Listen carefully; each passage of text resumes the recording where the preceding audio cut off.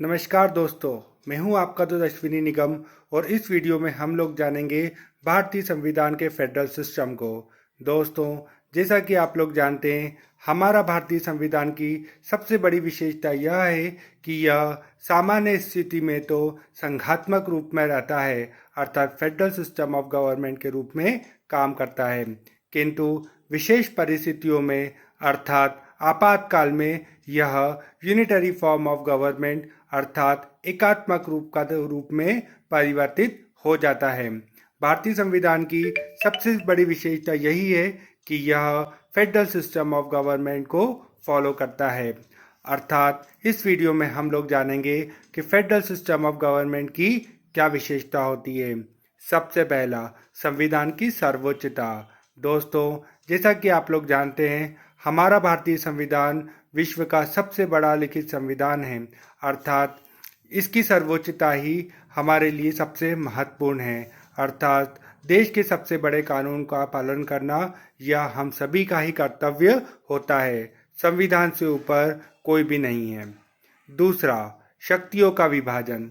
दोस्तों, जैसा कि आप लोग जानते हैं, फेडरल गवर्नमेंट की सबसे बड़ी विशेषता यह होती है कि इसमें किसी भी एक व्यक्ति को पूर्ण पावर नहीं दी जाती है। अर्थात शक्तियों का इस प्रकार विभाजन होता है कि सभी लोग अपनी शक्तियों का एक सही तरीके से पालन कर सकें और सारी शक्तियों का डिवीज़न प्रॉपरली हो सके। इसके लिए ही हमारे यहाँ पर जो है सबसे बड़ा पद राष्ट्रपति का दिया गया है। उसके बाद यहाँ पर प्रधानमंत्री और कैबिनेट सरकार होती है और राज्य सरकारों को भी अपने जुरिडिक्शन में शक्तियाँ प्रदान की गई है। अर्थात संविधान की सबसे बड़ी विशेषता यह है कि यहाँ पर शक्तियों का विभाजन है। इसके अलावा हमारे यहाँ पर लिखित संविधान है।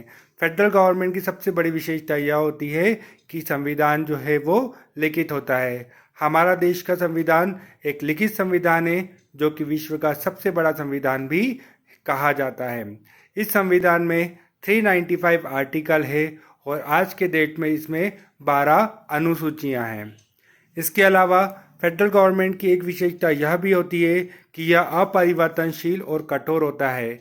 दोस्तों, हमारे देश को संविधान को बदलना इतना आसान नहीं है। यदि ऐसे बहुत सारे हमारे संविधान में जो के भाग हैं जिनको बदलने के लिए, जिसमें परिवर्तन करने के लिए एक विशेष जो है व्यवस्था की गई है, एक विशेष प्रोसीजर को फॉलो करना पड़ता है। उसके द्वारा ही संविधान में संशोधन किया जा सकता है।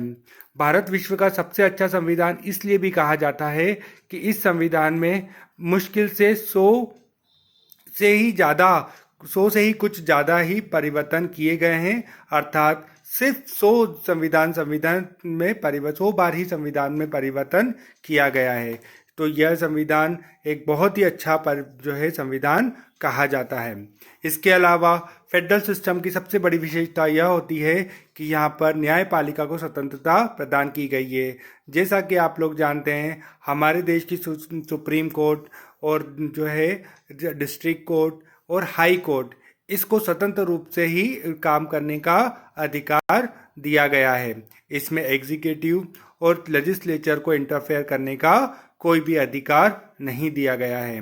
तो ये 5 प्रकार की ऐसी विशेषताएं होती हैं जिसका पालन करके हमारा जो है फेडरल सिस्टम बना है। होप आपको मेरा यह वीडियो पसंद आया होगा, जिसमें हम लोगों ने फेडरल गवर्नमेंट की विशेषताओं के बारे में उल्लेख किया है। So hope, thank you for watching this video.